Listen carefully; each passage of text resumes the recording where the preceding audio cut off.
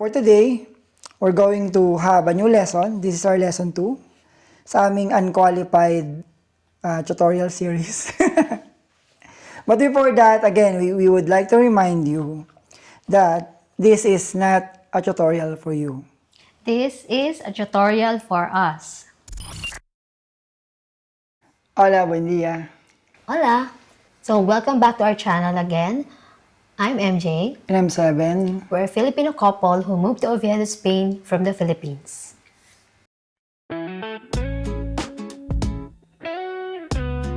So we created this lesson.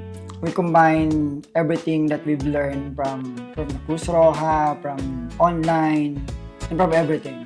Well, basically, this is not a shortcut, but an easy way to do something. Para Madaling sabihin. Habang inaaral pa namin yung hard part, we need to learn as much as possible, as fast as possible. So this is kind of a experiment then for us. That's why we're taking a video of us while learning this. This is not a tutorial for you. This is a tutorial for us. Please be kind with us. Maybe every time that we want to check back again about this topic, and then we can go back to this video. And then we can learn again. We will also translating this into the Tagalog part. So maybe you can also learn the Tagalog equivalent. 3 languages at a time. Yeah. Okay, let's start. So last time, we talked about the hack for the future tense, which is the going to pattern. Here plus we studied last week about the ir or to go in English. So that's for yo, it's boy, and for to, it's bus. For el, ella, usted, it's ba, right? Then for nosotros, nosotras, it's vamos. For vosotros, vosotras, it's vais. And for ellos, ellas, ustedes, it's van. Wow! Uy, Muy wala bien. akong kodigo. Hindi, pero ang dami kong mali last time. Yeah, Pasensya ako na. rin. Marami kaming mali. Grammatical errors. So for today's hack, we will be talking about the past tense. Actually, for me, this is a bit harder compared to the future tense. So here in Spain, for anything that happened in a time frame that isn't over yet, like today, this week, this year, or in your life generally, we use the preterito perfecto. It is vastly easier to learn because you only need to memorize one verb. And the action verbs are almost entirely regular. So, as you can remember, yung ginawa natin sa future tense hack, isa lang yung sinaulo natin na verb and all the conjugation. So, the ear. And for this hack, the same. The core formula is the conjugated verb haber plus past participle. Aber. Haber. Basically, if you're saying, I have done something, mas madali itong gamitin kasi you're talking about the past, pero hindi mo again kailangan mag-memorize ng napakadaming conjugation. Only one verb. So how do we use haber in our past tense hack for today? Remember, we have these pronouns, yo, tú, el, ella, or usted, nosotros, nosotras, vosotros, vosotras, and ellos, ellas, or ustedes.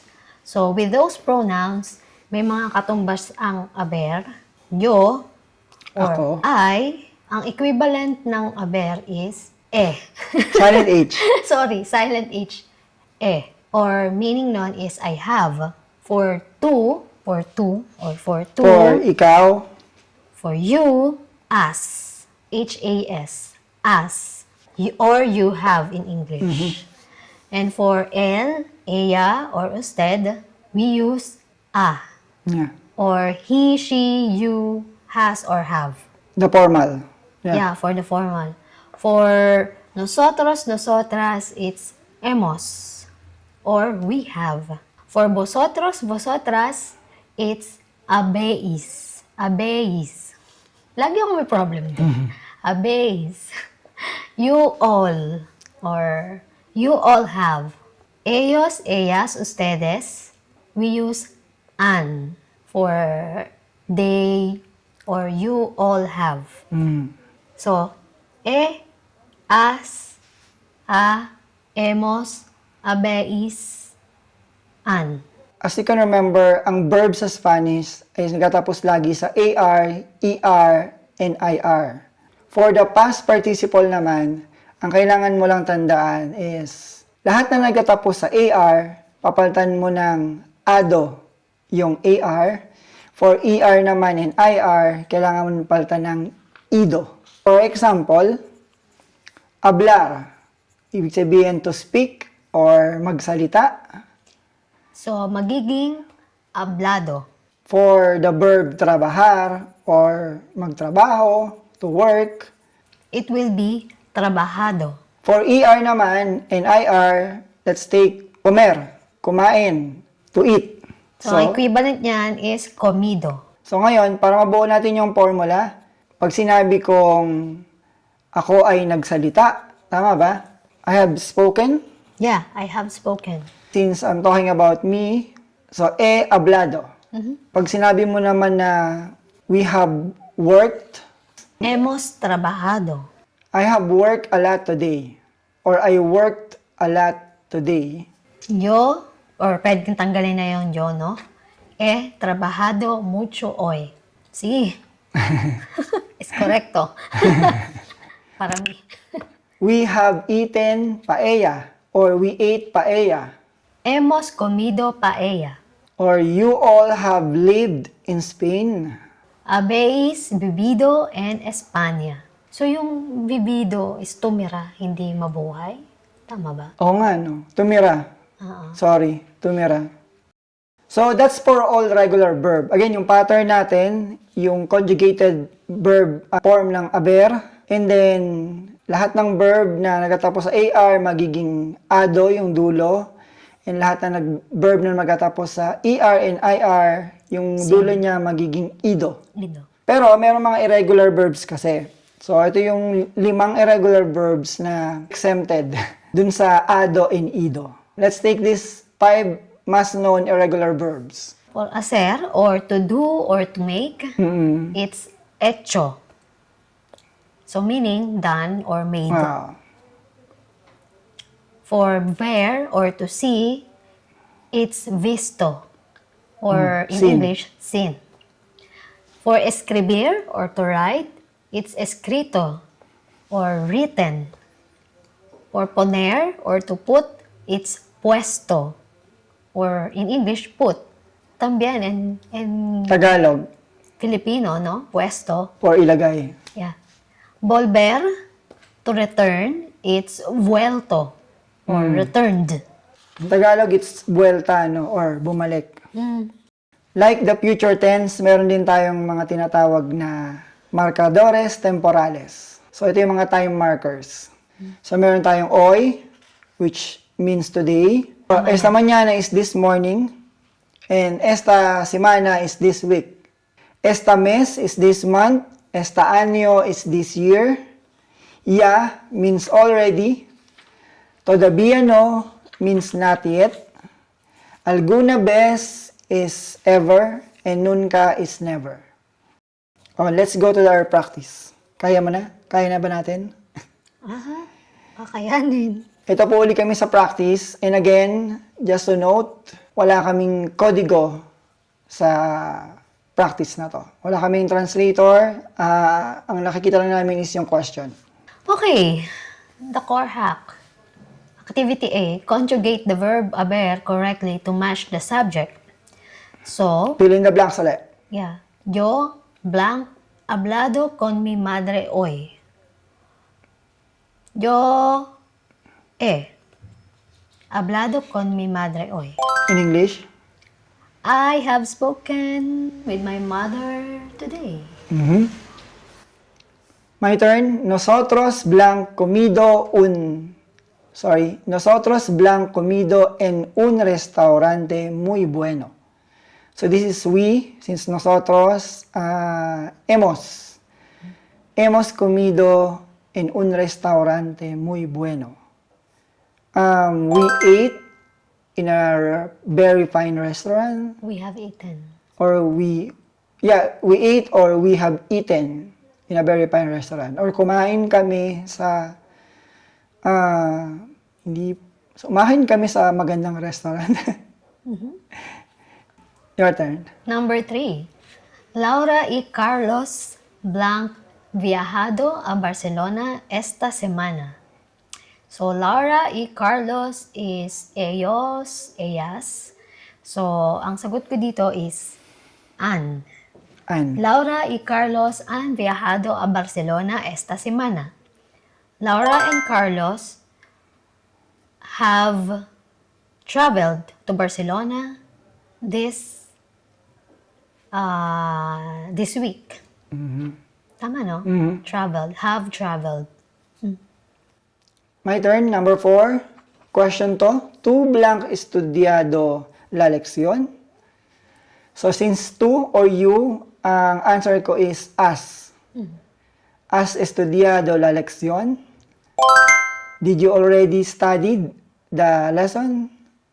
Have you? Or have you studied your lesson? Okay. Nag-aral ka na ba ng leksyon mo? Okay, Your number 5. Vosotros, Blanc, Vivido, and Oviedo. Vosotros is habéis. So, vosotros habéis vivido en Oviedo. They have lived in Oviedo. No? They have lived. Yeah. My turn. Number 6. Usted blank trabajado muy duro este año. So this is usted, the formal of he, she, he and she. So, as, tama ba? As trabajado, o a. A trabajado muy duro este año. It's like, you work very hard this year, or he, she worked very hard this year, in a formal term. Balik ko nga to. Ever. Alguna vez. Alguna vez. Alguna vez. Alguna vez? Ano yun? Alguna vez. Ever, never. Okay, punta tayo dito sa medyo challenging na part. This is translation drill. So we have an English sentence here, and i-translate namin siya in a Castilian Spanish using our pattern. Aber plus the participle formula. You Okay. first? Number 1. I have work today. Yo he trabajado hoy. Tagalog? Nagtrabaho ako today. Ngayon. Today. Very Taglish na. Okay, number 2. We have not eaten yet. So we is nosotros. No hemos comido. Yet is todavía no. So, todavía no hemos comido.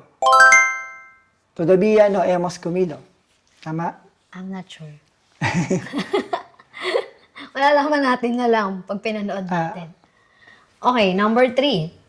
Have you all, or vosotros, seen the car?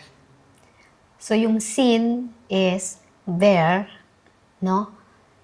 And irregular siya. So, ang irregular ng ver is visto. So, have you all? Habéis visto un coche? ¿Habéis visto el coche? Kasi the car, no? El coche? Number 4. She has written an email. So, she is a Ha escribito un electrónico correo O correo electronic. or correo electrónico. Ha escribito un correo electrónico. Your turn. Number 5, they have never visited Spain. They have never visited Spain. They, so it's ello. Ellos, ellas, or ustedes. Nunca han visitido. Tama ba? Visitado. Visitado. Nunca, sorry, never. Tama. Nunca han visitado España. Tama kaya yun? Yan. Malalaman namin kung tama yung mga sagot namin. Pag pinanood na namin, pag inedit na. Cocinado, nuestra comida. He bebido kape, he comido pan. Again, sana natuto kayo and sana natuto rin kami. So, kakadalawa na tayo. Meron tayong future and meron na tayong past tense. Last week, we have ear. So, for today, we have aber. And again, ang disclaimer namin, huwag niyo pong kakalimutan. This is not a tutorial for you. This is a tutorial for us. And if you like more contents like this, Please like, share, and subscribe. see you again on our next lesson. Hasta luego.